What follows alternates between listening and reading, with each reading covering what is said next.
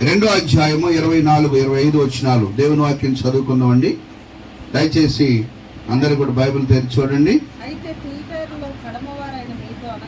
అయితే తుయతైరలో కడమవారైనటువంటి మీతో అనగా ఈ బోధను అంగీకరించక సాతాను యొక్క గూఢమైన సంగతులను ఎరగమని చెప్పుకునే వారి అందరితో నేను చెప్పుచున్నదేమనగా మీ పైన మరి ఏ భారమును పెట్టను. నేను వచ్చేంత వరకు మీకు కలిగి ఉన్న దాన్ని గట్టిగా పట్టుకొనండి. ప్రార్థన చేసుకుందాం. దయగలిగిన మా తండ్రి, నమ్మదగిన మా దేవ, సర్వాధికారి గొప్ప దేవుడా, వందనాలు, స్తుతులు, స్తోత్రాలు చెల్లిస్తూ ఉన్నాం. ప్రభువా, ఈ కౌలూరు ప్రాంతంలో మీ సేవకులుగా ఈ 2024వ సంవత్సరం నా తండ్రి మే నెల 4వ తారీఖున మరొకసారి నా తండ్రి ప్రభువా నీకు వందనాలు, స్తోత్రాలు. అయా బిడ్డలను కలిసి వారితో కూడా వాక్యాన్ని పంచుకుని కృపనిచ్చారు. వాక్యం ద్వారా మా అందరితో మాట్లాడండి. ఇక్కడ దైవజనుల కొరకై ఈ శ్వాసలను బట్టి తండ్రి ప్రార్థన కొడుకు ఏర్పాటు చేసుకున్న బిడ్డల కొరకై స్తోత్రములు. వారందరినీ కూడా దీవించి ఆశీర్వదించండి. మీ ఆత్మతో బలపరచండి, ఆత్మతో నింపి నడిపించండి.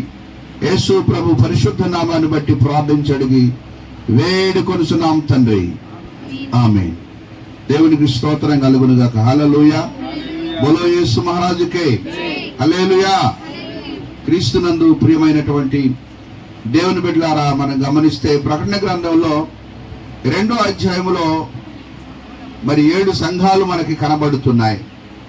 ఎఫెసు, స్మర్నా, తుయతైరా, సార్డిస్, ఫిలదెల్ఫియా, లవొదికీయ అనబడుతున్నటువంటి ఈ సంఘాలను మనం ఈ యొక్క అధ్యాయంలో మనం చూస్తూ ఉంటాం.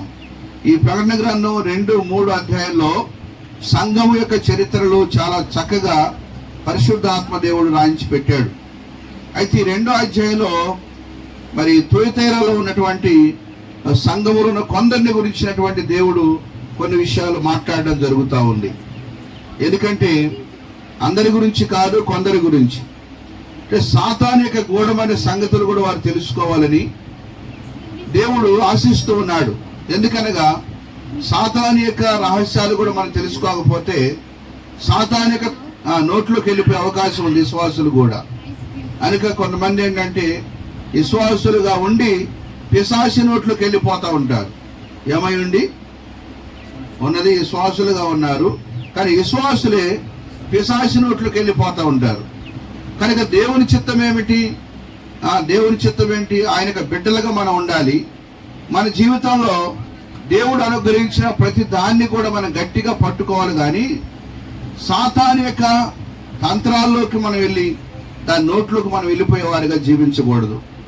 కనుక దాని గూఢమైన సంగతులు దేవుడు ఎందుకు తెలియజేస్తున్నాడు? దానికి కారణం ఏంటంటే ఆ సంగతులు తెలుసుకుంటే ఆ సంగతుల్లోకి, ఆ యొక్క విషయాల్లోకి ఆ బిడ్డలు ఉండకూడదని చెప్పి దేవుని యొక్క ఉద్దేశం. అయితే ఇంకో మాట అన్నాడు, మీపై నేను ఏ భారము కూడా పెట్టను. దేవుడు ఎప్పుడు కూడా మన పైన బరువులు, మన పైన భారాన్ని పెట్టేవాడు కాదు. దేవుని నామాన్ని స్తోత్రం. ఎందుకంటే బైబిల్ ఒక మాట ఉంది, మన భారాన్ని అంతా కూడా మోసి, మన పాపాన్నంతా కూడా తీసివేసి, మన దోషాలకు పరిహారం చేసి, మన అతిక్రమాలు క్షమించి, నిజంగా మన జీవితాల్లో మనకు విశ్రాంతిని, నెమ్మదిని, శాంతిని, సమాధానం కలగజేయడానికి యేసు ప్రభు వారి లోకానికి వచ్చారు. కానీ లేనిపోని భారాలన్నీ కూడా మూటలు కట్టి నెత్తి మీద పెడతానికి, భుజం మీద పెట్టడానికి ఆయన రాలేదు. అందుకని అంటాడు, ప్రయాసపడి భారం మోసుకొనుచున్న సమస్తమైన జనులారా మీరు నా దగ్గరకు రండి, నేను మీకు విశ్రాంతిని కలగజేస్తా. మానవుని యొక్క జీవితంలో ఏ భారమైనా కూడా ప్రతి భారాన్ని యేసు ప్రభు వారు ఆయన తీసుకొని మనకు కావలసిన విశ్రాంతినిచ్చినట్టుగా ఈ వాక్యం మనకు తెలియజేస్తా ఉంది. అయితే బైబిల్ గ్రంథంలో మనం చూస్తున్నాం, ఇక్కడ మీ పైన ఏ భారం పెట్టరు, కానీ ఒక చిన్న మాట చెబుతా ఉన్నాడు, మీకు కలిగి ఉన్నదాన్ని మీరు గట్టిగా పట్టుకోండి. హల్లెలూయా. మీకు కలిగి ఉన్నదాన్ని, ఏం కలిగి ఉన్నది మనకి అని మనం గమనించాలి. ఏ విషయాలు అవి తెలుసుకోవాలి. మనం ఏం కలిగి ఉన్నాం అంటే అర్థం ఏంటి? యేసు ప్రభువుని నమ్మక ముందు మనకు ఏమీ లేదు. యేసు ప్రభువుని నమ్మక ముందు చీకట్లో ఉన్నాం. యేసు ప్రభువుని నమ్మక ముందు పాపంలో ఉన్నాం. యేసు ప్రభువుని నమ్మక ముందు సాతాను కార్యాల్లో ఉన్నాం. యేసు ప్రభువుని నమ్మక ముందు విగ్రహారాధన సంబంధమైనటువంటి ఆచారాల్లో, అలవాట్లలో, మూలపాఠాల్లో మనం ఉన్నాం. యేసు ప్రభువుని నమ్మక ముందు ఘోరమైన స్థితిలో మన బ్రతుకులు, మన జీవితాలు ఉన్నాయి. కానీ యేసు ప్రభు వారిని నమ్ముకున్న తర్వాత దేవుడు మనకు కొన్ని ఆత్మీయ సంబంధమైనటువంటి తలాంతులను, ఆత్మ సంబంధమైన జీవితాన్ని దేవుడు మనకి ఇచ్చాడు. వాటిలో ప్రాముఖ్యమైనవి ఒక 3 విషయాలు మనకి కనబడుతుంటాయి. వాటిని మనం గట్టిగా పట్టుకోవాలి. చూడండి, ఎప్పుడైనా సరే గట్టిగా పట్టుకున్న ఏ వస్తువు అయినా, లేకపోతే గట్టిగా పట్టుకున్న ఏ సంచి అయినా, గట్టిగా పట్టుకున్న ఏదైనా కూడా మన చేతి నుండి జారిపోదు. కొంచెం లూజుగా గనక పట్టుకున్నట్లయితే ఏం జరుగుతుంది చెప్పండి? మన చేతిలో వస్తువు అయినా కూడా జారి కింద పడుతుంది. కొంతమంది అంటారు, నీ చేతుల్లో గట్టిగా పట్టుకునే శక్తి లేదా నీకు అంటారు. కానీ దేవుడు అన్నాడు ఈ రోజునంటే, నీవు దేవుని యొక్క విషయాలు, దేవుని యొక్క ఆత్మ సంబంధ విషయాలు నీవేవైతే కలిగి ఉన్నావో వాటిని నువ్వు గట్టిగా పట్టుకోవాలి. అదనమాట. అప్పుడు జారిపోయే అవకాశం ఉండదు. దేవుని నామానికి స్తోత్రం. మా సంఘంలో ఒక సహోదరి ఉండేది. ఏం ప్రార్థన చేసిందంటే, ప్రభువా, సంఘంలో ఎంతమంది జారిపోయారో, ఎంతమంది ఊడిపోయారో, ఎంతమంది వెనక్కిపోయారో, ఎంతమంది బలహీనమయ్యారో వాళ్ళందరినీ మళ్ళీ పట్టుకొని ఆయన అంటే ఇప్పుడు దేవుడు పరుగెత్తి పట్టుకోవాలి వీళ్ళందరినీ. ఊడిపోవటం, జారిపోవటం, వెనక్కి తిరిగి వెళ్ళిపోవడం, ఎంతో మంది వెళ్ళిపోతారు. కానీ చూడండి, దేవుడు ఏమన్నాడంటే, ఆ ఓడిపోతున్న మనుషులంట మళ్ళీ తిరిగి దేవుని చెంతకు రావాలి. ఆ తర్వాత వారి జీవితంలో ఆత్మ సంబంధమైనటువంటి ఏవైతే దేవుడు మనకి కొన్ని తలాంతులు, కొన్ని మరి వరాలు దేవుడు మనకి ఇచ్చాడో వాటిని మనం గట్టిగా పట్టుకోవాలి. వాటిలో ప్రాముఖ్యమైనది మొట్టమొదట మన విశ్వాసాన్ని గురించి దేవుడు మాట్లాడుతున్నాడు. హల్లెలూయా. దైవజనులు మొట్టమొదటి హెచ్చరిక చేసిన విషయం ఏంటంటే, విశ్వాసాన్ని కాపాడుకునే విషయంలో వారు కొన్ని విషయాలు మాట్లాడారు తిమోతి గారు. కాబట్టి చూడండి, బైబిల్లో హెబ్రీ పత్రిక 3వ అధ్యాయంలో నుండి దేవుని వాక్యాన్ని మనం చదువుతూ ఉంటే, ఇక్కడ చూడండి 13వ వచనం నుండి 15వ వచనం వరకు ఉన్న దేవుని వాక్య భాగాన్ని చదువుకుందాం. ఏంటి మనకు దేవుడిచ్చింది, మనం ఏం గట్టిగా పట్టుకోవాలంటే, కోపం పుట్టించినప్పటి వారి వలి మీ హృదయాలు కఠినపరుచుకొనకుండానట్లుగా ఆయన చెప్పిన గనుక పాపం వల్ల కలిగే భ్రమచేత మీలో ఎవడు కూడా కఠినపరచబడకున్నట్లుగా నేడు అనబడే సమయం ఉండగానే ప్రతిదినము కూడా ఒకరికొకడు బుద్ధి చెప్పుకుంటూ మొదటి నుండి మనకున్న దృఢమైన విశ్వాసము అంతము మట్టుకి గట్టిగా చేపట్టిన ఎడల్ని క్రీస్తులో పాలివారమై ఉందాం. దేవుని నామానికి స్తోత్రం. చూడండి, గట్టిగా పట్టుకోవాల్సిన మొట్టమొదటిది ఏంటంటే మన విశ్వాసాన్ని మనం పట్టుకోవాలి. హల్లెలూయా. కొంతమంది దేవుని యందు విశ్వాసం ఉంచుతారు, కానీ ఆ విశ్వాసం కొద్ది రోజుల్లోనే జారిపోతా ఉంది. కొంతమంది కొన్ని సంవత్సరాలు అయిన తర్వాత మొదట ఉన్న విశ్వాసం ఉండదు. ఇది ఎవరి గురించి చెప్పారు ఈ మాట అంటే, ఇశ్రాయేలు ప్రజలు ఐగుప్తు నుండి వారు బయలుదేరినప్పుడు వారు నడిమధ్యలోకి వచ్చిన తర్వాత వారు అంతవరకు విశ్వాసాన్ని కొనసాగించకుండా మధ్యలోనే వారి యొక్క విశ్వాసాన్ని కోల్పోయారు. ఎక్కడ కోల్పోయారు విశ్వాసాన్ని? కొంతమంది వారి జీవితాల్లో మరి మార్గం మధ్యలోనే వారి విశ్వాసాన్ని కోల్పోయారు. వారు అన్నారంట, ఐగుప్తులో మాకు చాలా మంచి ఆహారం ఉండేది, కీకరకాయలు ఉన్నాయి, దోసకాయలు ఉన్నాయి, కూరగాయలు ఉన్నాయి, దోసకాయలు లేకపోతే ఇంకా మాకు చేపలు, పచ్చి చేపలు ఉన్నాయి, ఎన్నో తినేవాళ్ళం. కానీ అరణ్యంలో యొక్క యాత్రలో మాకేం దొరకట్లేదని దేవుణ్ణి, దైవజనులను కూడా శోధించారు. ఆ మూలంగా చాలా మంది వారి విశ్వాసాన్ని కోల్పోయారు. చూడండి, తిండి గురించి, శరీరమైనటువంటి ఆకలి గురించి, శరీరమైనటువంటి దప్పికని గురించి మాట్లాడుతున్నటువంటి వారి జీవితాల్లో వారి విశ్వాసాన్ని కోల్పోతూ వచ్చారు. ఆ తర్వాత మనం చూస్తే మాకు నీళ్ళే లేవు, ఈ అరణ్యంలో మేము సావడం తీసుకొచ్చామని చెప్పి కొంతమంది సనుక్కున్నారు. కొంతమంది రకరకాల వారి విశ్వాసాన్ని కోల్పోయి శరీర సంబంధమైన కార్యాలకు వెళ్ళి అపవిత్రంగా జీవించి దాదాపుగా వేల మంది కుప్పల వలె కూలిపోయారు, విశ్వాసాన్ని కోల్పోయినటువంటి వారు. కనుక బైబిల్ ఏం సెలవిస్తా ఉందంటే, ఒకప్పుడు ఉన్నటువంటి పాత నిబంధన సంఘములు ఉన్న ఇశ్రాయేలు ప్రజలందరూ కూడా వారి విశ్వాసాన్ని వారు గట్టిగా పట్టుకోకుండా విశ్వాసాన్ని కోల్పోయి కుప్పలా కూలిపోయి ఆకుల్లాగా రాలిపోయారు. కాబట్టి బైబిల్ రాస్తున్న మాట, అరణ్యములో వారి శవములు రాలెను. ఎవరి శవాలు రాలిపోయినాయి? విశ్వాసం జారిపోయి విశ్వాసాన్ని కోల్పోయిన వారి శవాలు రాలిపోవడం అని అర్థం తెలుసా? ఎవరికి సమాధి కట్టలేదట. సమాధి కడతానికి సమయం కూడా, వారు ప్రయాణం చేస్తున్నారు, వారు అవిశ్వాసులు అయిపోయారు. శవాలు రాలిపోతే గొయ్యదీసి గోతులు పెడదామన్నా కూడా ఆ టైం వాళ్ళకి దొరకలేదు. పిట్టల్లాగా రాలిపోయారు. ఈ ఎండాకాలంలో రాలిపోతున్న ఆకుల వల్ల వాళ్ళు రాలిపోయారు. వారు అవిశ్వాసం చేతనే రాలిపోయారు. విశ్వాసాన్ని గట్టిగా పట్టుకోకపోతే నష్టాలు, కష్టాలు ఇవి మాత్రమే కాదు, మన జీవితాలు చివరికి మన ప్రాణాన్ని కూడా కోల్పోవలసిన పరిస్థితులు వస్తాయి. అందుకంటాడు, ఒకడు సర్వలోకాన్ని సంపాదించుకొని తన ప్రాణాన్ని పోగొట్టుకుంటే వాడికి ఏంటి ప్రయోజనం? ఎందుకు ఈ రోజు విశ్వాసులు ప్రాణాన్ని పోగొట్టుకుంటా ఉన్నారు? ఎందుకు రాలిపోతా ఉన్నారు? ఎందుకు వారి జీవితాలు వెనకబడిపోతున్నారు? దీనికి కారణాలు ఏంటంటే, విశ్వాసాన్ని నువ్వు గట్టిగా పట్టుకున్నప్పుడు అన్ని నష్టాలు కలుగుతూ ఉంటాయి. కాబట్టి ఒకసారి మనం గమనిస్తున్నప్పుడు ఆలోచన చేస్తే, పాత నిబంధన సంఘములో ఉన్నటువంటి ఆ యొక్క భయంకరమైనటువంటి అవిశ్వాసము ఇశ్రాయేలు ప్రజల్లో ఉంది. కానీ కొత్త నిబంధన సంఘములో యేసు ప్రభువు వారి రక్తము ద్వారా రక్షించబడిన సంఘములో ఏంటి, హృదయాలు కఠినపరచుకోవద్దు, విశ్వాసములో వెనక్కెళ్ళొద్దు. ఆ విశ్వాసాన్ని మనం గట్టిగా పట్టుకోవాలి. దేవుని నామానికి స్తోత్రం. అవునా?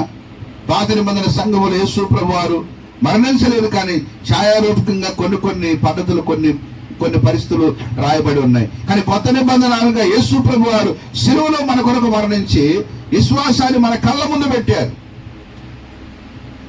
ఆయన తిరిగి లేచిన మూలముగా గొప్ప విశ్వాసాన్ని మనం కలిగిన వారుగా ఉన్నాం. కనుక పాపం వల్ల కలిగే భ్రమ చేత, భ్రమ అంటే ఏంటి? ఏమీ లేదు, కానీ ఏదో భ్రమ పడుతూ ఉంటారు కొంతమంది గాలి మెడలు కడతా ఉంటారు. లోకములు ఇట్లా పోతే ఇట్లా ధనవంతులు అయిపోతాం, అట్లా పోతే అట్లా బాగుపడిపోతాం, అదిగోంటే అట్లా అవుతుంది, ఇదిగోంటే ఇట్లా అవుతుంది. ఈ విధంగా వ్యాపారాల్లో, వ్యవసాయాల్లో, ఉద్యోగాల్లో మనం అది సంపాదించాం, చివరికి ఏముండదు. అన్ని నష్టాలు, కష్టాలు పాలు కావడం తప్ప మన లోకములో మన మానవ యొక్క కష్టం ద్వారా ఆశీర్వాదాలు రావు. కానీ దేవుని యొక్క ఆశీర్వాదము మనిషికి ఐశ్వర్యంగా మారుతారు. దేవుని నామానికి స్తోత్రం. చాలా మంది ఏమనుకుంటారు, నేను కష్టపడి ఈ సంవత్సరం ఈ పంట పండించా, ఈ వ్యాపారం చేశా, ఇదిగో చూడు కట్టిన బిల్డింగు ఏంటి, లేకపోతే మంచిగా మేము డెవలప్మెంట్ అయిపోయిందని చెప్పి అనుకుంటారు. లేదండి, మన జీవితాల్లో ఆత్మ సంబంధమైనటువంటి ఆశీర్వాదాలు మనకు రావాలంటే తప్పనిసరిగా దేవుని యొక్క ఐశ్వర్యమే, దేవుని యొక్క కృపే మనకు ఆశీర్వాదకరంగా, ఐశ్వర్యంగా మార్చబడుతుంది అంతే. కనుక మనం ఇప్పుడు దేన్ని కలిగి ఉండాలి? విశ్వాసాన్ని గట్టిగా పట్టుకోవాలి. హల్లెలూయా. విశ్వాసాన్ని కోల్పోతే ఆశీర్వాదాలు రావలసిన ఆశీర్వాదాలు మొత్తం కూడా వెనక్కబడిపోతా ఉంటాయి. కొంతమంది ఏం చేస్తూ ఉంటారంటే, విశ్వాసాన్ని కోల్పోయిన తర్వాత కూడా అయ్యో మేము ఇంకా ముందుకెళ్ళలేకపోతున్నాం, ఏం చేయలేకపోతున్నాం, ఇంకేం చేస్తాం. అందుకని బైబిల్ ఏమంటా ఉందంటే, మీరు మీ హృదయాన్ని కఠినపరచుకోవద్దు, మీరు విశ్వాసాన్ని మీరు గట్టిగా పట్టుకోండి, మీరు అంతవరకు పట్టుకోండి. ఎంతవరకు పట్టుకోవాలన్న దాన్ని కూడా అదనమాట. అందుకంటాడు, పట్టిన పట్టు ఎలా పట్టాలి? గట్టిగా పట్టు. లూజుగా పట్టే వల్ల ఏంటి, మెడకలు ఇరిగిపోతాయి. కొంతమంది పట్టు గట్టిగా పట్టరు. పట్టకపోతే ఏమని చెప్పండి, అవతలోడికి ప్రాణాపాయ పరిస్థితి వస్తుందన్నమాట, గట్టిగా పట్టకపోతే కదా. కొంతమంది అంటే ఉడుము పట్టు పట్టాలంట. ఉడుము లోపలికి పుట్టలకు కనుక దూరుతానంట ఏంటి, దానికి తోక కూడా వస్తుంది, కానీ ఉడుము మాత్రం బయటికి రాదు. దేవుని నామానికి స్తోత్రం. ఏముడు వస్తుంది? ఉడుములు పట్టే రోజులు అయ్యి 4 రోజులు అయితే మంచిగా ఉబ్బదీతే ఉడుము బయటకు వస్తుంది. కానీ మామూలు బయట దొరుకుద్ది, కానీ పుట్టలు పడితే మాత్రం ఉడుము దొరకదు. దాన్ని ఎంత తవ్వాలో దాన్ని ఎతుకులాడటానికి తెలుసా. కనుక అది తోక కూడా వస్తుంది కొంచెం అంతా, కానీ ఉడుము మాత్రం బయటికి రాదు.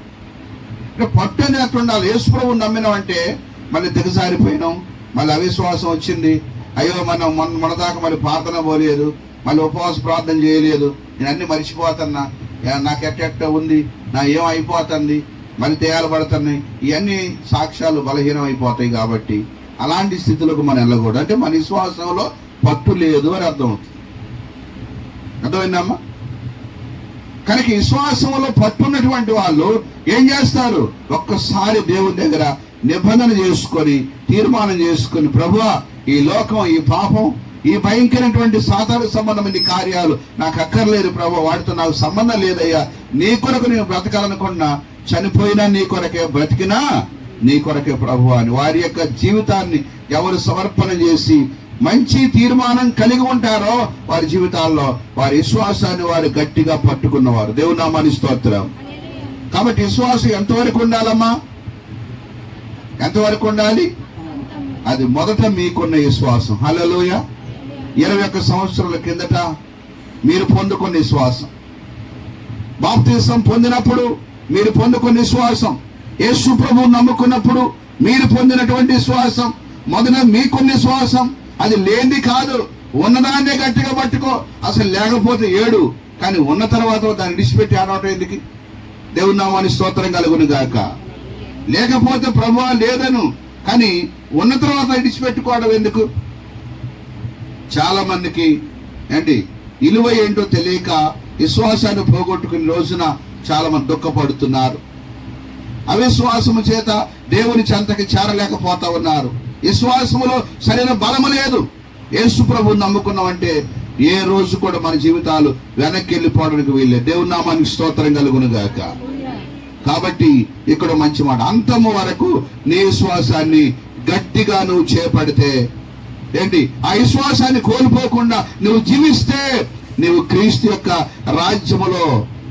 రాజ్యములో పాలివాడుగా పాలిదానిగా ఉందువుగాక. అక్కడ అదే మాట రాయబడ్డది. ఏ మాట చెప్పండి? మొదట మీకున్న విశ్వాసము జారిపోవద్దు, ఊడిపోవద్దు, తెగిపోవద్దు. మీ విశ్వాసము పడిపోవద్దు, మీ విశ్వాసము బలహీనము కావద్దు. పరిస్థితులు ఎన్నో వస్తాయి, ప్రాబ్లమ్స్ ఎన్నో వస్తాయి, భయంకరమైనటువంటి కీడులు వస్తూ ఉంటాయి, నష్టాలు వస్తూ ఉంటాయి, కష్టాలు వస్తూ ఉంటాయి. విశ్వాసం దిగజారిపోయినప్పుడు చివరికి మనిషికి మరణం కూడా వచ్చేస్తుంది. ఇలాంటివన్నీ రాకముందే విశ్వాసాన్ని గట్టిగా పట్టుకోవాలి. దేవుని నామానికి స్తోత్రం. నేను 1986-87 సంవత్సరాలు చిన్నవానిగా ఉన్నప్పుడు పాల్వన్స్ హాస్టల్ చదువుతున్న సమయాల్లోనే ప్రభువునందు విశ్వాసం ఉంచాను. 90 సంవత్సరాలు బాప్తిసం తీసుకున్నాను. 92వ సంవత్సరం సేవకు వచ్చాను. ఈ 2024 వరకు దాదాపుగా 33 సంవత్సరాల సేవా జీవితంలో నా విశ్వాసం ఎప్పుడు కూడా ప్రభువు మీద తొలగిపోలేదు. దేవుని నామానికి స్తోత్రం. అంటే ఒకటే పట్టు విశ్వాసిగా ఉన్నప్పుడు సేవకుని అయిన తర్వాత ఎప్పటి వరకు కూడా అయ్యో నేను జారిపోయా, ఓడిపోయా, నేను చెప్పలేను, నేను చేయలేను, నేను పాడలేను, నేను దేవుడి కొరకు ఏం చేయలేకపోతాను, ఇట్లాంటి సాక్ష్యాలు ఎక్కడ కూడా బలహీనం కనపడదు. దేవుని నామానికి స్తోత్రం. అంటే మీరు బలహీనం అయిపోయారని విమర్శించట్లేదు, కానీ బిడ్డలారా అలాంటి పట్టుదల కలిగి ఉండాలి విశ్వాసం అంటే మన జీవితాల్లో. అర్థమైందా? ఒక పాట నువ్వు నేర్చుకున్నావు అంటే ఏం చేయాలి చెప్పండి? రెండో పాట కొరకు నువ్వు ప్రయాసపడాలి. ఒకసారి చిన్న ప్రార్థన నేర్చుకున్నావంటే 5 నిమిషాల ప్రార్థన రేపు 10 నిమిషాలు ప్రార్థన చేసేటట్టుగా ఉండాలి. ఆ తర్వాత ఒక వారం తర్వాత ఒక అర్ధగంట ప్రార్థన చేసే విధంగా ఉండాలి. అంతేగాని ఆ మొదట్లో బాగా చేసేవాళ్ళంటే గంటలు కానీ ఇప్పుడు చేయలేకపోతానంటే ఏంటి? అక్కడ విశ్వాసాన్ని నువ్వు కోల్పోయావు. కాబట్టి నువ్వు జారిపోయి అర్థమైపోతా ఉంది. కాబట్టి ఒకప్పుడు ఇలా చేశానండి, అప్పుడు బాగా వాక్యం చదివాను, బాగా వాక్యం చెప్పేవాడిని, కానీ ఇప్పుడు చెప్పలేకపోతున్నామండి అంటే అక్కడ కూడా ఏమవుతుంది? విశ్వాసంలో పట్టు లేదు. గట్టిగా పట్టుకో. ఈ గట్టిగా పట్టుకోవడం అనేది నీకు కుదిరితే దేవుని నామానికి స్తోత్రం. నీవు క్రీస్తులో పాలివాడుగా ఉంటావు, క్రీస్తులో పాలిదారిగా ఉంటావు. క్రీస్తులో పాలిభాగం పంచుకోవడం మామూలు విషయం కాదండి. హల్లెలూయా. అంటే క్రీస్తు యొక్క రాజ్యములో ఉన్నతమైన మహిమలో ఉన్నతమైన సింహాసనం, కోట్ల దేవదూతల మధ్యలో 12 గుమ్మాలు 12 ముత్యాలతో 12 రత్నాలతో కట్టబడిన పరలోక రాజ్యములో పాలిభాగం కావాలంటే అటు ఇటు కాని భక్తి చేతి పరలోక రాజ్యంలో పాలివాలం కాలేం మనం. దేవుని నామానికి స్తోత్రం. అవునా? ఒక సెంటు భూమి, ఒక చిన్న ఇల్లు కడితేనే అమ్మ మా గవర్నమెంట్ చాలా గొప్పది, బంగారు తెలంగాణ అయిపోయిందని అంటాం మనం. మరి పరలోక రాజ్యంలో 12 ముత్యాలతో 12 రత్నాలతోని 12 పునాదులతోని నిజముగా ఎంత గొప్ప రాజ్యాన్ని, ఆ యొక్క రాజ్యంలో మన గొప్ప స్థానం దేవుడు ఇచ్చాడు. ఆయనతో పాటుగా ఒక్కసారి మనం ఆలోచించాలి. చాలా మందికి పరలోకం విలువ అర్థం కానటువంటి వాళ్ళే విశ్వాసాన్ని కోల్పోయే వారు ఉంటారు. కానీ పరలోక రాజ్యంలో క్రీస్తున్న స్థలము ఎంత మహిమ కలిగిందో అర్థమైతే నీ విశ్వాసాన్ని వదులుకోలేవు. దేవుని నామానికి స్తోత్రం. ముందు అది అర్థం కావాలి. ఏది అర్థం కావాలి నీకు? పరలోక రాజ్యం యొక్క మహిమ ఎంత గొప్పదో అర్థం కావాలి. ప్రభు ఉన్నటువంటి స్థలము ఎంత గొప్పదో నీకు అర్థం కావాలి. ప్రభు ప్రక్కన ఎంత గొప్పగా నిన్ను కూర్చోబెడతాడో ఆ గొప్ప స్థానము, ఆ గొప్ప స్థలం సంగతి నీకు అర్థం కావాలి. అప్పుడు నీకు నీ విశ్వాసాన్ని నువ్వు విడిచిపెట్టు అని 10 మంది చెప్పినా కూడా, ఒకవేళ ఊరంతా ఏకమైన కూడా నీ విశ్వాసాన్ని వదులుకోలేవు. హల్లెలూయా. అదనమాట. ఏమండి, ఆవు చేయబట్టి శ్వాసం కోల్పోయా, ఏను చేయబట్టి శ్వాసం కోల్పోయా, నేను ఒక్కదాని ఇంట్లో ప్రార్థన చేస్తాను, నాకు ఎవరు సహకరించట్లేదు, సహకరించకపోయారు. ఎవరైనా సహకరిస్తే నీ శ్వాసం బలంగా ఉంటుంది కాదండి.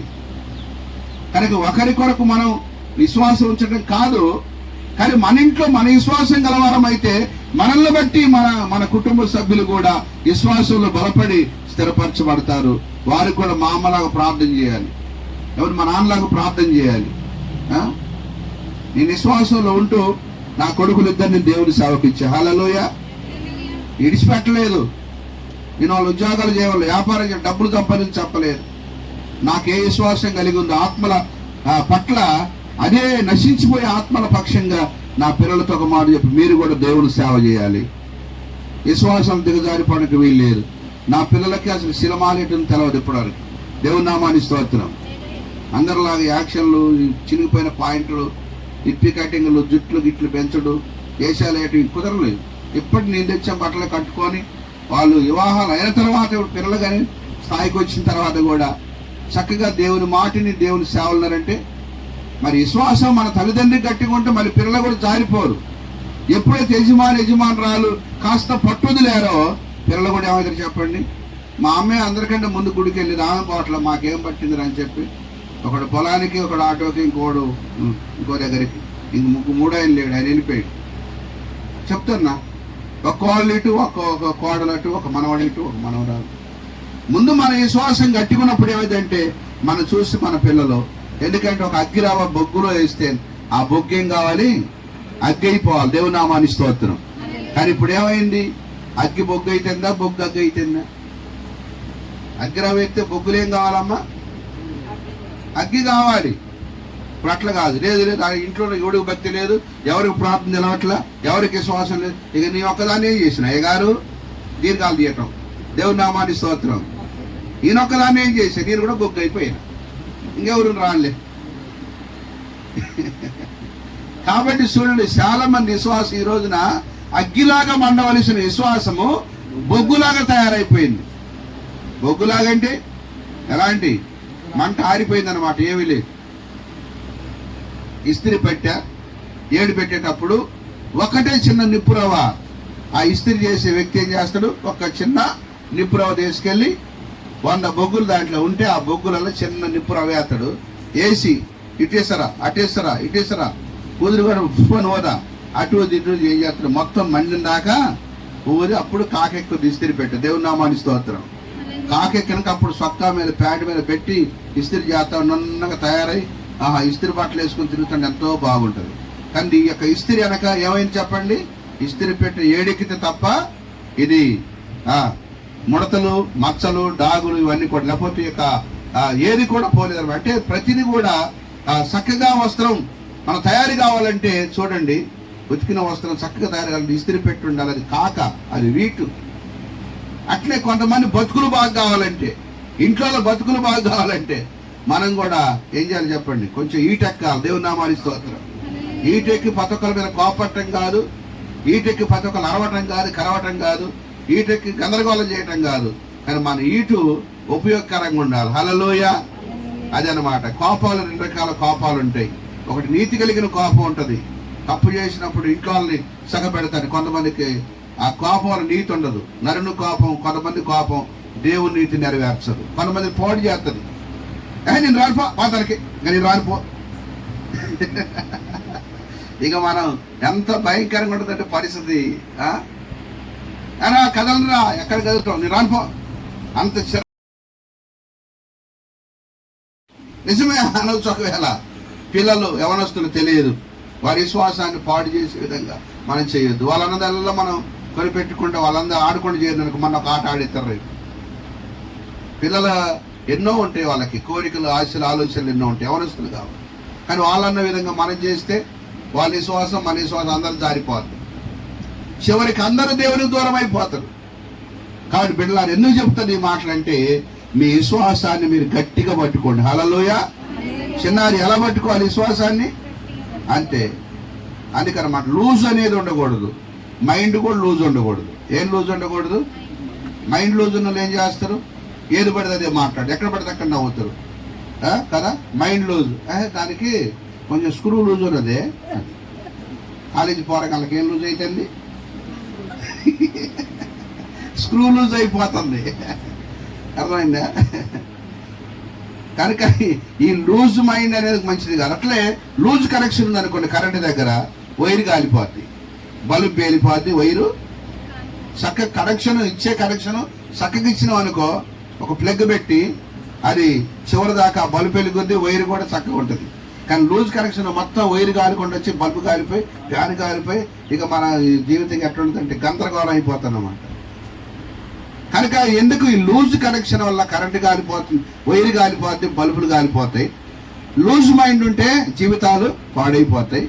అలాగే విశ్వాసం దగ్గర లూజ్ మైండ్ ఉంటే ప్రార్థనకి ఎగ్గొట్టి మన ఇష్టానుసారంగా చేస్తూ ఉంటే ఇంట్లో అంతా కూడా చెడు జరుగుతుంది, మంచి ఏమి కూడా మేలు జరగదు, ఏదో కీడు జరుగుతాడు, మనకు అర్థం కాదు. అందుకని ఎప్పుడు కూడా లూజ్గా పట్టుకోబాకండి, కానీ మీరు దాన్ని గట్టిగా పట్టుకోండి. హల్లెలూయా. మీకుందా లేదా విశ్వాసం? ఉన్నదాన్నే పట్టుకోండి, దేవుడు లేని దాన్ని అనలేదు కదా. ఏదో విశ్వాసం ఉంచారు దేవుని మీద, చిన్నప్పుడే విశ్వాసం ఉంచారు, పెద్దవాళ్ళు అవుతా ఉన్నారు. కనుక పెద్దవాళ్ళు అయినప్పుడు ఇంకా విశ్వాసం పెరగాలి. అవునా? ఏం పెరగాలి చెప్పండి? చిన్నప్పుడు నిదానంగా స్టార్ట్ చేసే వాక్యం చదవడం, రాంగ ఏం చేయాలి? అధ్యాయాలు బైబుల్ చదువుతూ ఉండాలి, గంటల ప్రార్థన చేస్తూ ఉండాలి. అర్థమైందా? అలాగే చిన్నప్పుడు ఎంతో భక్తిగా ఉండేవాళ్ళు పెద్దవాళ్ళైన కొద్దిగా ఇంకా పరిశుద్ధ జీవితాన్ని కాపాడుకోవాలి. మనం పెద్దవాళ్ళు అవుతున్నాం, ఎక్కడి వరకు మాట్లాడాలి, ఏ స్థలములు ఉండాలి, ఎక్కడ ఉండకూడదు, ఒక విధానం మనం నేర్చుకోవాలి. క్రమమైన పద్ధతులు మనం నేర్చుకోకపోతే మన విశ్వాసాన్ని మనం కోల్పోతే రేపు క్రీస్తులో పాలివారిగా మనం జీవించలేము. మన ఆశ, మన ఆకాంక్ష ఏంటంటే యేసు ప్రభు వారిలో నేను పాలిభాగస్తునిగా ఉండాలి. దేవుని నామానికి స్తోత్రం. దేవుని రాజ్యములో పాలిభాగం కావాలి అని కోరుకుంటూ ఉన్నాం. మరి అలాంటి జీవితం అప్పుడు మనం ఎంత గట్టిగా పట్టుకోవాలి మన విశ్వాసాన్ని. కనుక ప్రభువుని ప్రియమైన దేవుడు రెండో మాట జ్ఞాపకం చేసుకుందాం. బైబిల్లో మనం ఆలోచన చేస్తున్నప్పుడు చూడండి, యోబు గ్రంథము 27వ అధ్యాయము 6వ వచనాన్ని గనక మనం చదువుతా ఉంటే ఒక చక్కని మాటని జ్ఞాపకం చేసుకుందాం. 27వ అధ్యాయము 6వ వచనం చదువుతారా? యోబు గ్రంథము 27వ అధ్యాయం. నా నీతిని ఇడవక, అది నా నీతిని ఇడవక నేను గట్టిగా పట్టుకొందును. నా ప్రవర్తన అంతటి అందు, నా ప్రవర్తన అంతటి విషయములో నా హృదయము నన్ను నిందింపదు. దేవుని నామాన్ని స్తోత్రం కలుగును గాక. దగ్గరగా చప్పలు కొడతాం, దేవుని నామాన్ని కలుపుతాం. హల్లెలూయా. అది నా నీతిని ఎడవక నేను గట్టిగా పట్టుకుంది. యేసు ప్రభు యొక్క రక్తములో మనం కడగబడ్డ మన నీతిమంతులుగా తీర్చబడ్డాం. మన లోకంలో పాపులం కాదు. మనం ఎలా తీర్చబడ్డాం? మనం నీతిమంతులుగా దేవుడు మనం తీర్చాడు. మనం నువ్వు నీతిమంతురాలు అంటారు, అవును నీతిమంతురాలు చెప్పండి. దేవుని నామాన్ని స్తోత్రం. నువ్వు నీతిమంతుడు అంటారు, అవును నేను నీతిమంతుని చెప్పాడు. వాళ్ళు ఒక మాట అని నువ్వు నీతిమంతురాలు అంటే కాదులే నువ్వేలే అనుకోండి అంటే మన నీతి అక్కడ జారిపోద్ది. ఎవడన్నా అక్కడ వ్యతిరేకంగా అన్నా కూడా నువ్వు మా పెద్ద నీతిమంతురాలు వచ్చినట్టు, అవును నీతిమంతులు అన్నారా? యేసు రక్తములో కడగబడిన నీతిమంతులు మనం. హల్లెలూయా. లోకంతో మన పొత్తు లేదు, పొంతం లేదు, సాతానుతో మనకి సావాసము లేదు. మనం యేసు ప్రభు రక్తంలో కడగబడిన నీతిమంతులు. ఇప్పుడు నీతిమంతులుగా మార్చబడ్డాం. యేసు ప్రభువుని కలిగి ఉండటమే నీతి. నీతి అంటే ఏదో కాదు, లోకాన్ని విసర్జించి పాపాన్ని విసర్జించి సాతాని కార్యాలతో మన సంబంధం లేకుండా యేసు ప్రభువాన్ని కలిగిన జీవితమే నీతి. ఆయనే మన నీతి. హల్లెలూయా. ఆయనే మన విమోచన, ఆయనే మన జ్ఞానం. అర్థమైందా? కనుక నీతి అనగా నీచత్వాన్ని తిరస్కరించుటే నీతి. ఇప్పుడు నీతిని భక్తుడైనటువంటి యోబు గారు అంటే గట్టిగా పట్టుకున్నంట. హల్లెలూయా. మొట్టమొదటి కూడా యోబు నీతిమంతుడు, న్యాయమంతుడు, యెహోవా యందు భయభక్తులు గలవాడు, యథార్థవంతుడు, దేవుని సేవకుడిగా పేరుగాంచినటువంటి వాడు యోబు గారు. ఎంతో మంది పేదవాళ్ళకి అన్నం పెట్టినటువంటి వాడు, ఇతరులని ఆదరించిన వాడు, దిక్కులేని వారికి దిక్కుగా నిలిచినటువంటి వాడు. నిజముగా ఎంతో క్రమంగా పద్ధతిగా ఆయన సమాజం నడుస్తూ ఉంటే ఆయన చూసి ఎంతోమంది దేవుని నడక నేర్చుకున్న బిడ్డలు ఉన్నారు. హల్లెలూయా. అంత నీతిగా జీవించిన తన జీవితంలో ఎంత భయంకర శోధన వచ్చింది. మొట్టమొదటిసారిగా మనం చూస్తూ ఉన్నాం, శోధన రాగానే పిల్లలు చచ్చిపోయారు 10 మంది. శోధన ఇల్లు కూలిపోయింది. శోధన కాలంలో పశువులన్నీ కూడా శత్రువుల చేతులు పట్టబడ్డాయి. శోధన కాలంలో అగ్ని తగలబడి మొత్తం పంటలన్నీ కూడా పాడైపోయినాయి. అయినప్పటికీ కూడా ఎంత నష్టాల కష్టాల పాలైన యోబు తన నీతిని విడిచిపెట్టలేదు. దేవుని నామాన్ని స్తోత్రం. కొంతమందికి చిన్న కష్టం వస్తే, కొంచెం నష్టం వస్తే, ఏ యేసు ప్రభు వారం గుడికి పోతున్నా, ఉపవాస ప్రార్థన మానలే, కోటాలు మానలే, దశంభాగాలు ఇచ్చేది మానలేదు, గుడికి పోవటం మానలే. అయ్యో ఏందో ఈ నష్టం ఏంటి, కష్టం ఏంటి. చిన్న వస్తేనే దాని గురించి నీతిని విడిచిపెట్టి నీతి లేని మాటలు మాట్లాడేది చాలా మంది ఉన్నారు. యేసు ప్రభువుని నమ్ముకున్న తర్వాత ఏంటి, యోబు గారు ఏ విధంగా తన నీతిని కాపాడుకున్నాడో మన నీతి కలిగిన జీవితాన్ని కాపాడుకోవాలి. దేవుని నామాన్ని స్తోత్రం. మన నోటి మాటతో గాని మరి దేనితో మన క్రియలతో గాని పాపం చేయడానికి వీలు లేదు. నష్టాలు వస్తాయి, కష్టాలు వస్తాయి, కానీ నీతిని ఇరవక గట్టిగా పట్టుకున్నాడు కాబట్టి దేవుడు యోబు కోల్పోయిన దానికంటే కూడా నీతిని కాపాడుకున్నటువంటి హేతు చేత అతని 2 అంతలుగా దేవుడు అతన్ని ఆశీర్వదించాడు. హల్లెలూయా. దగ్గరగా చెప్పలు కొడదాం. హల్లెలూయా. దేవుని పరిశుద్ధ నామానికి మహిమ కలుగును గాక. కాబట్టి చాలా చక్కని మాట. నీతిని కాపాడుకున్నాడు కాబట్టి ఏం చేశాడు దేవుడు? యోబు గారి యొక్క దేహాన్ని సంపూర్ణంగా మార్చాడు. యోబు గారి యొక్క జీవిత విలువలు సంపూర్ణంగా మార్చాడు. యోబు గారిని మరలా 2 అంతలుగా దేవుడు ఆశీర్వదించి పోగొట్టుకున్నవన్నీ కూడా మరలా తిరిగి దేవుడు ఇచ్చాడు. ఎందుకు? నీతిని గట్టిగా పట్టుకున్నాడు. అన్ని పోయినాయి కానీ నీతిని మాత్రం పోగొట్టుకోలే. హల్లెలూయా. ఎడ్లు పోయినాయి, వ్యవసాయం పోయింది, గాడిదలు పోయినాయి, ఆయన దగ్గరటువంటి మందలు, పశువుల మందలు పోయినాయి, ఆయన దగ్గరటువంటి మరి దాసులు పోయారు, దాసురాళ్ళు పోయారు, ఎన్నో పోయినాయి, ఆస్తులు అంతస్తులు కోల్పోయినాయి, మొత్తం యాడికడి కొలాంస్ ఏమీ లేదు, జీరో అయిపోయింది. అలాంటి సమయంలో తన నీతిని మాత్రం పోగొట్టుకోలే. కొంతమంది అన్ని కోల్పోయినాక ఇంకా అన్ని పోయినాక ఇంకా దేవుడు ఎందుకు అని అంట. అవునా? దేవుడు ఎందుకు, అన్ని పోయినాక దేవుడు ఎందుకు అంటావు. లోకంలో ఉన్న వాటిని చూసుకొని దేవుడు కావాలనుకోవడం కాదు. లోకములో మనకి ఏమీ లేకుండా అన్ని కోల్పోయినప్పటికీ కూడా మన నీతిని మనం విడిచిపెట్టుకోకుండా గట్టిగా పట్టుకుంటే దేవుడు మరలా తిరిగి 2 అంతలుగా దీవించడానికి ఆయన ఇష్టపడుతున్నాడు. హల్లెలూయా. కనుక ఇప్పుడు దేన్ని గట్టిగా పట్టుకోవాలి చెప్పండి? పోయిన కాడి పోని, ఉన్న నీతిని పట్టుకో, ఉన్న నీతి మార్గాన్ని అనుసరించు. కానీ కొంతమంది అలా కాదు, ఎప్పటికప్పుడు కూడా నీతిని కూడా విడిచిపెట్టి దిగజారిపోయిన మాటలు మాట్లాడి ఏంటి. మన సోదరుడు ఒక ఆయన కలిశాడు. ఎరా బాబు, 3 అంతస్తుల మీద నుండి కింద పడితే, మూతి పళ్ళు రాలిపోతే, దవడ ముక్కలు ఇరిగిపోతే, నడు విరిగిపోతే, ప్రార్థనకు వస్తే దేవుడు నిన్ను బాగు చేశాడయ్యా, దేవుడు నిన్ను రక్షించాడయ్యా, ఏంటి చర్చికి రావట్లేదు ఏంట్రా అని అంటే వాడు మాట్లాడిన మాట తెలుసా? ఇక మీ యేసులో నమ్మలేండి, నేను బాగై, దేవుడు ముందే చెప్పాడు నువ్వు బాగైతావు, నువ్వు వివాహం వయసుకు వచ్చిన తర్వాత నీకు వివాహం కూడా జరుగుతుంది, నీకు మంచి జాబ్ వస్తుంది, నువ్వు బాగవుతావు. అన్ని దేవుడు బయలుపరిచిన విషయాలే. వాడు నిజంగా అన్ని అయిన తర్వాత నేను అనుకున్నామాట, ఈడెప్పుడు బాగుపడతాడు, ఈడికెక్కడ పెళ్లి అవుతుంది, ఈడెక్కడ ఉన్నతమైన స్థితిలో ఒక జాబ్ చేస్తాడు, ఆరోగ్యం మంచిగా కూడా చెప్పి అనుకున్నా. కానీ దేవుని యొక్క మాట ప్రకారంగా అతడు బాగుపడ్డాడు. వాళ్ళ అమ్మనాన్ని 2వ వారానికి బండి మీద ఎక్కించుకొని చర్చికి తీసుకొచ్చింది. దేవుని నామాన్ని స్తోత్రం. 3 అంతస్తుల బిల్డింగ్ మీద పడి మూతిపళ్ళు రాలిన మనిషి, నాడు విరిగిపోయిన మనిషి, 1, 2 కూడా తల్లిదండ్రులు తీసేవాడు. వాడికి బతకడని చెప్పింది డాక్టర్ గారు. కొద్ది రోజులు బతుకుతాడుగా అని పెట్టి ఏదో యవనస్తుడు కాబట్టి ఇంటికి తీసుకెళ్ళి ఏదైనా చేసుకోండి మాకు వద్దని డాక్టర్లు హాస్పిటల్ కూడా పంపించారు. కానీ వాళ్ళు ఏం చేశారు తెలుసా? నీతిని విడిచిపెట్టి తిరుగుతూ ఉన్నారు. ఏనా బాబు ప్రార్థన రావట్లేదు, మరి అప్పుడు అవసరం ఉంది పాస్టర్ గారు, అప్పుడైనా బాగలేని వచ్చిన, ఇప్పుడు బాగైనగా నాకెందుకు దేవుడు అంటాడు. చాలా మంది బాగుపడతారు, బాగుపడిన తర్వాత దేవుని విడిచిపెడతారు, ప్రార్థన మానేస్తారు, వాక్యం లేదు, గుడి లేదు, దేవుని సన్నిధి లేదు, కుటుంబ ప్రార్థన లేదు, ఇవన్నీ కూడా చాలా దేని స్థితికి వచ్చేస్తా ఉన్నాయి. కనుక చూడండి, నేను మరలా అనుకునే విషయం ఏంటంటే వారి జీవితంలో ఏదో ఒక రోజున దేవుడు మళ్ళీ ఒక దెబ్బ కొట్టి వాడిని సరి చేస్తాడు. హల్లెలూయా. దేవుడు సంపడు కానీ సరి చేస్తాడు. ఒకసారి దేవుడు నిరిగిన తర్వాత, ఆయన రక్తంలో కడగబడిన తర్వాత ఏదైనా తప్పిపోయిన అనుకో, ఏదో ఒక దెబ్బ కొట్టి ఏదో ఒక శిక్ష పెట్టారు నిన్ను సరి చేస్తాడు దేవుడు. దేవుడు చంపేసేవాడు కాదు. అందుకే అంటాడు, కఠినముగా యెహోవా నన్ను శిక్షించను గాని ఆయనను మరణానికి అప్పగించలేదు. దేవుడు మరణానికి అప్పగించడు. కాబట్టి నీతిని మీరు గట్టిగా పట్టుకోండి. మొట్టమొదటి గట్టిగా పట్టుకోవాల్సింది ఏంటి? విశ్వాసం. రెండవది గట్టిగా ఏం పట్టుకోవాలట?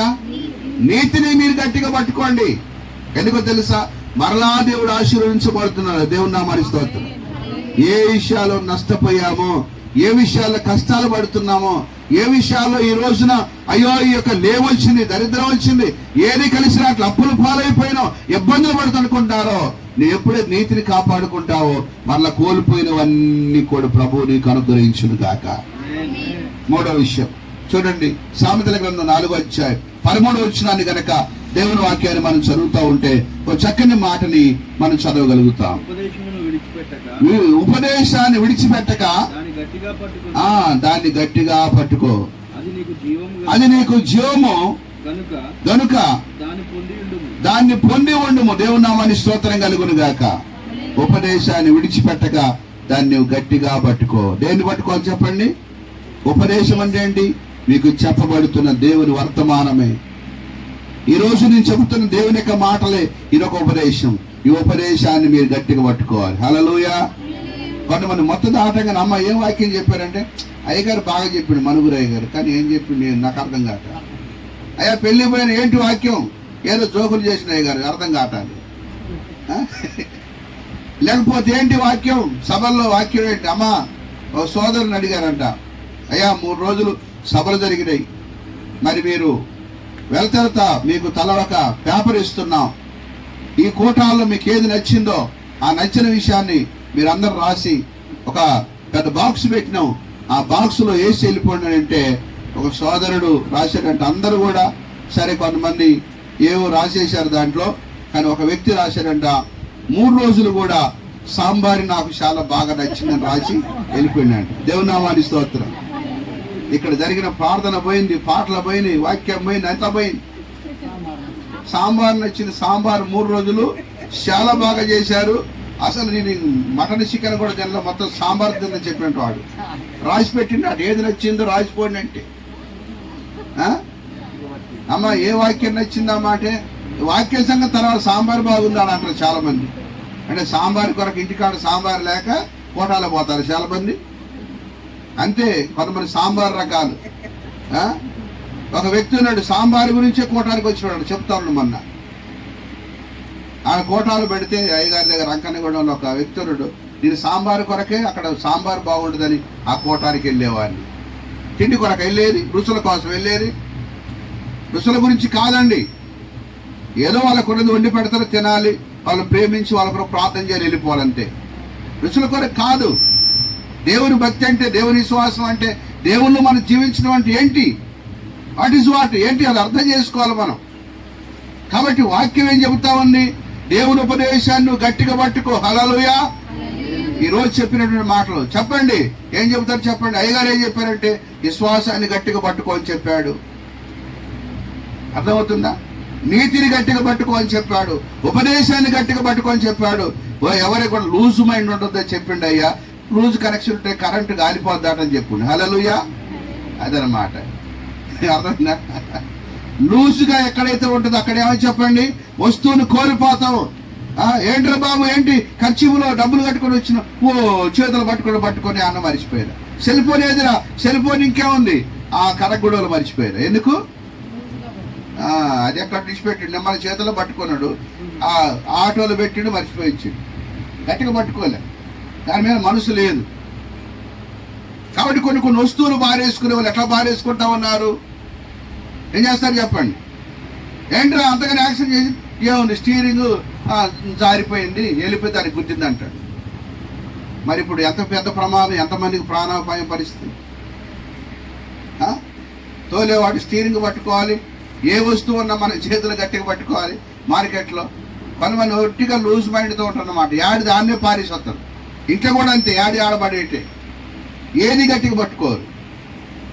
సరే ఇవన్నీ పక్కగా పెడితే మనం పట్టుకోవాల్సింది మన విశ్వాసం. అర్థమైందా? మనం గట్టిగా పట్టుకోవాల్సింది మన నీతిని. ఎప్పుడు ఇన్ని నష్టాలు ఇన్ని కష్టాలు వచ్చినా కూడా నీతిని విడిచిపెట్టద్దు. యేసు ప్రభువు నమ్మినామంటే ఆ నీతి కలిగిన బ్రతుకు కలిగినటువంటి వారిగా ఉండాలి. నీతి లేని వాడు కోతి కంటే చెడ్డోడాట. కోతి రాలిపోయేది ఎక్కువ, తినే తక్కువ. చెట్టు మీద పనులు ఉంటాయా? పచ్చిగా వంచొచ్చుగా 4 రోజులు పండిన కోతి ఉండదు. ఒక పండు కాడు దాన్ని కోసుకొని తింటది, మిగతా మొత్తం రాలిపోద్ది. అది కోతి బుద్ధి. నీతి లేనివాడు మొత్తం ఊరు మొత్తం జరుపుతూ ఉంటాడు, ముచ్చట్లు పెట్టి గందరగోళం చేయాలి, అది అట్టరా ఇది ఇట్టరా అని చెప్పి వాడు ఎడిపోయేది కాదు. అట్లా నీతి లేని వాళ్ళుగా మనుషులు తయారవుతారు. కనుక నీతిని నువ్వు గట్టిగా పట్టుకున్నప్పుడు నీకు ఏ ప్రాబ్లం రాదు, నీ మూలంగా ఎవరికి కూడా ఎటువంటి ప్రాబ్లమ్స్ రావు. దేవుని నామానికి స్తోత్రం. ప్రతి సమస్య కూడా ఎందుకు తెలుసా? నీతి లేదు కాబట్టి మనుషుల జీవితాల్లో అందరికి సమస్యలు సృష్టించేవాడు ఎవడంటే నీతి లేనివాడు. అందరికి సమస్యలు, ఇంటికి సమస్య తెచ్చిపోయినవారంటే నీతిని గట్టిగా పట్టుకుని వారు ఇంటికే సమస్య. అర్థమైందా? కాబట్టి ఒకసారి ఆలోచన చేస్తే, మూడవది ఉపదేశాన్ని గట్టిగా పట్టుకో. ఎందుకంటే చూడండి, బైబిల్లో ఒక మంచి మాట ఉంది. 1 కొరింథీ పత్రిక 15వ అధ్యాయంలో 2వ వచనం యేసు ప్రభు వారి గురించి రాస్తూ ఆ ఉపదేశ క్రమాన్ని గురించి భక్త పౌలు గారు రాస్తుంటాడు. ఈ యొక్క వచనంలో చదవండి దయచేసి. 1 కొరింథీ పత్రిక 15వ అధ్యాయంలో 2వ వచనాన్ని, దేవుని వాక్యాన్ని మనం చదువుకున్నాం. మీరు దాన్ని అంగీకరించితిరి, దాని అందే మీరు నిలిచి ఉన్నారు. మీ విశ్వాసం వ్యర్థమైతేనే గాని ఏ ఉపదేశ రూపముగా స్వార్థ మీకు ప్రకటించానో ఆ ఉపదేశాన్ని మీరు గట్టిగా పట్టుకుంటే ఆ స్వార్థ వల్లనే మీరు రక్షణ పొందిన వారైందరు. బిగ్గరగా చప్పలు కొడదాం. దేవుని నామానికి మహిమ కలుగునుగా. అదనమాట, మీకు నిజముగా ప్రకటించిన స్వార్థే దేవుని ఉపదేశం. యేసుక్రీస్తు వారు కలవరిలో మనందరి కొరకు మరణించి ఆయన సమాధి చేయబడి 3వ రోజున తిరిగి లేపబడి ఆయన పరలోకానికి వెళ్ళిన ఇదే స్వార్థ, ఇదే ఉపదేశం. ఈ ఉపదేశం ప్రతి గుండెలో ఉండాలి. యేసు నా కొరకు చనిపోయాడు, యేసు నా కొరకు మరణించాడు, నా పాపం కొరకు, నా అపరాధాల కొరకు, నా అతిక్రమాల కొరకు, నా దోషం కొరకు సిలువేయబడ్డాడు యేసు ప్రభువారిని. ఆయన మన మనసులో, మన హృదయ తలంపుల్లో ఆ యొక్క విషయాన్ని మనం ఎప్పటికప్పుడు మైండ్లో తెచ్చుకోవాలి. ఇదే దేవుని యొక్క ఉపదేశం అంటే. లోకంలోని పెట్ట కథలు కాదు, పిల్లి కథలు కాదు. దేవుని వాక్యాన్ని మన హృదయంలో పెట్టుకోవాలి. దేవుని వాక్యం ఏం చెబుతా ఉందో దాన్ని మనసులో పెట్టుకోవాలి. వాక్యం చెబుతా ఉంది, ఉపదేశ క్రమం ఏంటంటే యేసుక్రీస్తు వారు మీ కొరకు కలవరిలో మరణించి ఆయన సమాధి చేయబడి 3 రోజులు తిరిగి లేపబడి. ఈ యొక్క ఉపదేశాన్ని గనక మీ హృదయములో గట్టిగా మీరు పట్టుకున్నట్లయితే ఆ ఉపదేశము ద్వారా మీరు రక్షణ పొందిన వారై ఉంటారు. హల్లెలూయా. అర్థమైందా? ఉపదేశం ద్వారా ఏం కలుగుతుంది? మనిషికి రక్షణ కలుగుతుంది. బైబిల్లో ఇంకో మాట, సామెతల గ్రంథం చూడండి, ఎంత జీవానిస్తే యొక్క ఉపదేశాన్ని గురించి ఒక మాట చూసి మనం ముగించుకొని పోతున్నాం. సామెతల గ్రంథం 3వ అధ్యాయం 1వ వచనం 2వ వచనం కూడా చదువుకుందాం. దేవుని ఉపదేశాన్ని గురించి ఒక మంచి మాటని మనం జ్ఞాపకం చేసుకుందామండి. నా కుమారుడా, నా ఉపదేశాన్ని మరిచిపోవద్దు. ఏది మరిచిపోయినా పర్లేదు, తిన్న కూర మరిచిపోయినా ఏం కాదు. దేవుని నామానికి స్తోత్రం. కొంతమందిని అడుగుతా, అమ్మ పొద్దునేం తిన్నామంటే అని గుడ్లు కొంచెం అటు ఇటు తిప్పుతారు. తిప్పి అది మర్చిపోతాం. ఏమయ్య గారు మర్చిపోయినలే, ఏదో ఒకటి తినలేం. తింటే తిన్నది మర్చిపోయినా ఏం కాదు. దేవుని నామానికి స్తోత్రం. కానీ విన్నది మర్చిపోవద్దు. తిన్నది మర్చిపోయినా ఏం కాదు, కానీ విన్నది మర్చిపోవద్దు. హల్లెలూయా. కానీ విన్నవి కూడా చాలా మంది గుర్తుంటాయి. ఏది గుర్తుంటుంది? తగాదంలో వాడు మాట్లాడి ఈయన మాటలు విని నేను సాక్ష్యం అని నెగుతారు కొంతమంది. వాళ్ళకి ఏం పడుతుంది? గొడవలు కానే కాదు. అయ్యగా నువ్వు చెప్పే సాక్ష్యాలు, వాక్యం గురించి నువ్వు ఆలోచించు. హల్లెలూయా.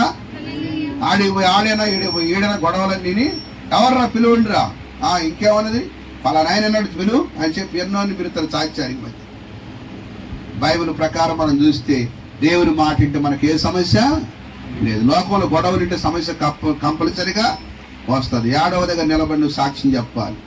పెద్ద మనసులో ఆయన వాడితో మనకు అవసరమా? దేవుని వాక్యం కావాలి, ప్రార్థన కావాలి, పరిచర్య కావాలి, దేవుని కొరకు బ్రతుకు కావాలి. లోకంతో మనకే అవసరం? అవునా? అక్కడి నాయసరావు అంటాడు కదా, ఐ డోంట్ కేర్. లోకంతో నేను పుట్టే, లోకం పుట్టింది, నేను పెరిగే, లోకం పెరిగింది. ఆయన లోకంతో నాకేం పని, డోంట్ కేర్ అనలే. మరి అక్కడి నాగేశ్వరరావు సినిమా తీసి ఆ మాట డోంట్ కేర్ అంటే నువ్వేమనాలి చెప్పండి? I don't care. దేవునామాని స్తోత్రం. దాని గురించి నీకే అవసరం? లోకంతో ఏం పని? నీకు ప్రభువుతో పని, పరిచర్యతో పని, ప్రార్థనతో పని, ఉపదేశంతో పని, విశ్వాసంతో పని, భక్తితో పని, నీతితో పని. దేవుని పనులు వేరు, దేవుని కార్యాలు వేరు. లోకంతో నీకేం పని? కొంతమంది లేనిపోలేని బొడ్డుకు మసి రాసుకొని కూర్చుంటారు అన్నమాట గొడవలకు. వాళ్ళ మధ్య నువ్వెంటకి పోయి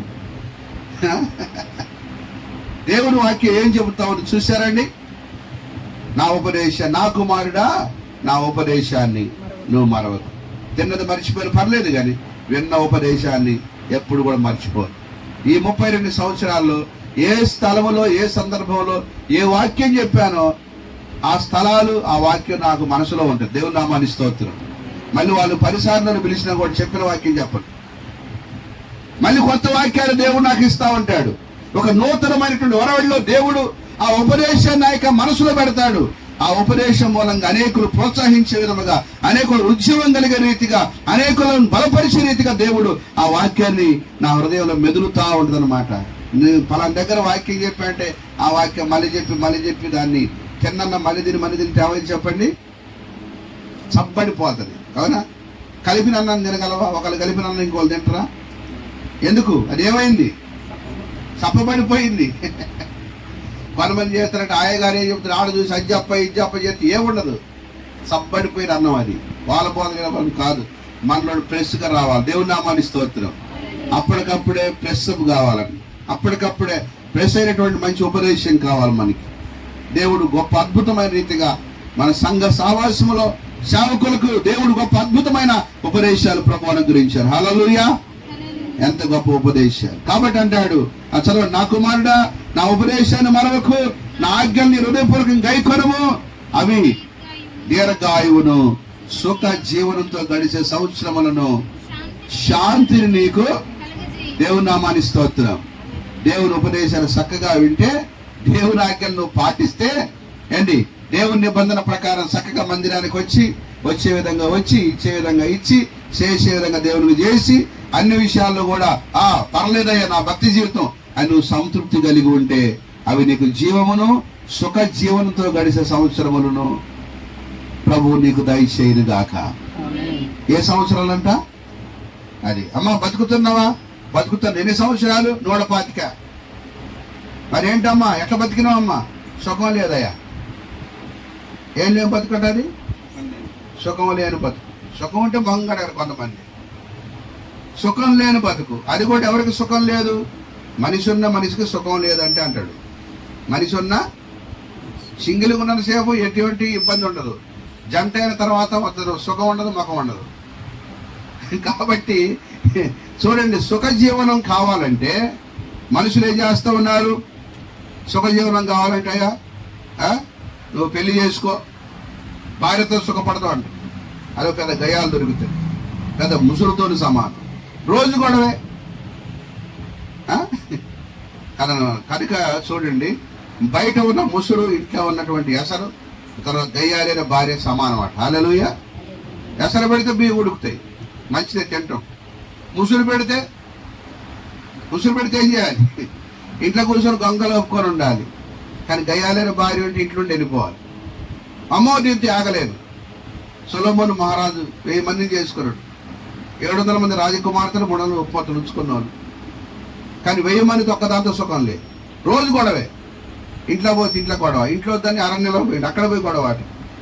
నాయన ఇక అరణ్య పోయి ఉంటాం మంచిది. మిద్దె మీద మూలకుండా మిద్దె మీద పోతే ఆడ జుట్టు పట్టారు. చాలా మంది గయ్యాలైన భార్యలు. ఇంట్లో సమాధానం ఉండాలి. భర్త ఎలా మాట్లాడాలి, పిల్లలతో ఏ విధంగా మాట్లాడాలి, కోడలతో ఎలా మాట్లాడాలి, ఏ విధంగా మన సమాధానంగా ఉండాలి. దేవుని నమ్ముకుని బిడలం కాబట్టి ఒక సరైన పద్ధతిలో, సరైన క్రమంలో మన కుటుంబానికి క్రమశిక్షణ నేర్పుకొని అందరం కలిసి మందిరానికి వెళ్ళి వాక్యాన్ని విని, ఆ వాక్యాన్ని మర్చిపోకుండా మన విశ్వాసాన్ని కాపాడుకున్నప్పుడు ప్రభు మన కుటుంబంలో నివసించి మనకు సమాధానం కలగజేసి సుఖ జీవనంతో గడిచే సంవత్సరాలు మనకు ప్రభు అనుగ్రహించును గాక. చూసారా, దేవుని ఉపదేశము సుఖ జీవనంతో గడిచే సంవత్సరాలని నీకు అనుగ్రహిస్తుంది. బ్రతికడం అనేది ముఖ్యం కాదు, సుఖంగా బతకడం చాలా ముఖ్యం. సుఖ జీవనం అనేది లేదు చాలా మందిలో. అర్థమైందా? అదనమాట. అందుకనే బ్రతుకుతున్నది ఒక శవం, బ్రతుకుతున్నది ఒక శవం అయినా పడవ ప్రయాణం అని. అయినా ఇవన్నీ ఎక్కడెక్కడ పట్టుకొస్తున్నాయి గారు అనుకోకండి. ఈ చిన్నప్పుడు అని కూడా అప్పుడు బాగుండే, మంచిగా బయటకు ఉన్నటువంటి పాటలు కూడా పలిగుండే. అప్పుడు బతుకుతున్న ఒక శవం అయినా పడవ ప్రయాణం, మళ్ళీ ప్రయాణం ఈ శవానికి. ఎట్లా బతుకుతారు ఈ రోజున? జీవం ఉందే శవం బతుకుతారా? ఒకరోజు శుద్ధిమతి లేకపోతే రోజు గొడవ అయితే శవమా జీవమా? చాలా మంది నేను చత్తగా, నేను చస్తే ఈ ఇంట్లో మీరు అందరూ సుఖంగా బతుకుండి. ఇంకేం బతుకుతావు? ఏం బతుకుతావు? అసలు ఆ మాట ఎన్ని కొత్త. చాలా మందిలో ఇప్పుడు నేను చూసి రోజు సావాలని ఎవరిదో ఒక మాట, భర్త భార్య పిల్లలు ఎవడొకటి చూడు, ఇక నేను చెప్తా ఒకటి మీద దెయ్యం కూర్చోడు, ఒక్కరిని మాత్రం పట్టుకోండి, ఎవరినో ఒకరిని. ఆ దెయ్యం ఎవరిలో దూరకుండా ఉండును గాక. దేవుడే దూరి దేవుడే సమాధానం కలిగించును గాక. దెయ్యానికి సమయం వద్దు, దెయ్యానికి సందు వద్దు. మనం నేను చెప్తే నేను బతకను. పిల్లలు ఎవరో ఒకరిని మాట్లాడితే ఈ మాట పొద్దుపోయేసరి సాతాను శోధన ఎంత భయంకరమో తెలుసా? దేవుని నమ్ముకున్న కుటుంబాలు కూడా అపవాది దూరి నేను సావాలని ఒక ప్రేరేపణ మనిషి లోపల కలగజేస్తూ ఉంటుంది. ఇది ఎంత భయంకరం. కాబట్టి ఒకసారి ఆలోచన చేస్తే దేవుని ఉపదేశం మనకేం కలగజేసేది? సుఖ జీవనంతో గడిచే సంవత్సరాలు కలగజేసేది. సుఖం లేదంటే నువ్వు దేవుని ఉపదేశం విషయంలో సరిగా వినట్లేదని, దాన్ని మర్చిపోతున్నావని, దాన్ని అమలుపరచట్లేదని ఎన్నో దాని వెనక మరి ఉంటున్నాయి. కాబట్టి ఒకసారి అర్థం చేసుకొని ఈ 3 విషయాలు గట్టిగా పట్టుకోండి. నెంబర్ 1, ఈ శ్వాసాన్ని గట్టిగా పట్టుకోండి, నీతిని గట్టిగా పట్టుకోండి ఇడవకుండా. అలాగే మీకు చెప్పబడుతున్న ప్రతి వారం చెప్పబడే ఆ యొక్క మాట మీ హృదయాల్లో జ్ఞాపకం ఉంచుకోవాలి. దేవుని నామానికి స్తోత్రం. ఈరోజు ఆదివారం వెళ్ళిన అయ్యగారి ఒక్క మాట చెప్పిండు. ఒక్క మాట చెప్పొచ్చు, ఒకవేళ అయ్యగారు 10 మాటలు చెప్పలేకపోవచ్చు దైవజనుడు. ఆ ఒక్క మాటే గట్టిగా పట్టుకోండి. హల్లెలూయా. అవునా? ఒక్క మాట పట్టుకునేనాడు. సరే మా అయ్యగారు ప్రసంగం చెప్పండి, సరే ఒకటే మాట చెప్తాను, ఆ ఒక్క మాట చెప్పమ్మా, అది కూడా మర్చిపోయారు. మరి ఇదే మరి పరిస్థితి. అందుకే దేవుడు 10 మాటలు చెప్పకుండా చేసిండు. ఒక్క మాట మర్చిపోయేటోళ్ళు వీళ్ళు. కనుక ఒక్క మాట వినడానికే దేవుడు అయ్యగారి శక్తిని ఇచ్చాడు చెప్పటానికి. మీకు ఒక్క మాట వింటారు, మరి ఒక్కటే గుర్తుంచుకొని 2వ మాట ఎట్లా వస్తుంది? మళ్ళీ మీకు వినే శక్తి ఉంటానికి చెప్పే శక్తి పరిశుద్ధ ఆత్మ దేవుడు అనుగ్రహించును గాక. దేవుడు ఇస్తాడు ముందు వినే శక్తిగా, కానీ ఒకటే మాటగా ఎక్కువసేపు కాదు అనుకోబాకండి. ఇన్ని మాటలు ఏంటంటే మీరు గొప్ప ధన్యులు. దేవుని నామానికి స్తోత్రం. కనుక అన్ని కూడా గట్టిగా పట్టుకోవాలి అంటున్నాడు. నేను వచ్చే అంతవరకు మీరు గట్టిగా పట్టుకోవాలి. హల్లెలూయా. మధ్యలో విడిచిపెట్టొద్దు, మధ్యలో ప్రార్థన మానుకోవద్దు, మధ్యలో వాక్యం వినకోకుండా వాళ్ళతో అటు ఇటు ముచ్చటలు పెట్టొద్దు, మధ్యలో మన విశ్వాసాన్ని వదులుకోవద్దు, మధ్యలో మన నీతిని విడిచిపెట్టవద్దు. అంతం వరకు ప్రభు వచ్చే అంతవరకు. ఎంతవరకు చెప్పండి? అంతం వరకు ప్రభు వచ్చాను. అంతవరకు అంటే అర్థం ఏంటి? వస్తే ప్రభు రావాలి, సత్యమనని కావాలి. దేవుని నామానికి స్తోత్రం. అర్థమైందా? ఏమనుకోబాకండి. అమ్మా వస్తే ప్రభు అయినా 2 రకాలు రావాలి. ఒకవేళ పోతే మనం ఊపిరిన వాళ్ళు. అప్పటిదాకా కూడా ఈ 3 గట్టిగా పట్టుకోవడం అవసరం. ఇంకొన్ని ఉన్నాయి కానీ ఇక టైం లేదు మనకి. కాబట్టి ఈ ప్రత్యేక సమయంలో మరి సువర్ణ తన విశ్వాసాన్ని, తన నీతిని, తన భక్తిని, తన ఉపదేశాన్ని చక్కగా గట్టి పట్టుకుని ఏది మర్చిపోండి బిడ్డ. 21 సంవత్సరాలు కొనసాగుతూ వచ్చాం. ఇంకెన్ని సంవత్సరాలు భూమి మీద బతుకుతాం తెలియదు. కానీ నీ యొక్క ఊపిరి ఉన్నంత వరకు కూడా ప్రభు చెప్పిన మాటలు గట్టిగా పట్టుకుంటే నీ కుటుంబము దీవించబడును గాక. నీ భర్త మారు మనసు పొంది నీతో కూడా ప్రార్థనకు వచ్చును గాక. నీ పిల్లలు నీతో ఏకీభవించుదురు గాక. మరి ఇంతవరకు అంటారు నాతో ఎవరు ఏకీభవించట్లేదా కుటుంబ ప్రార్థనలు అంటే? చూడండి, ఏకీభవించండి, అందరు కలిసి ప్రార్థన చేయండి. దేవుడి మాటలు దీవించును గాక. ప్రార్థన చేసుకుందాం. చిన్న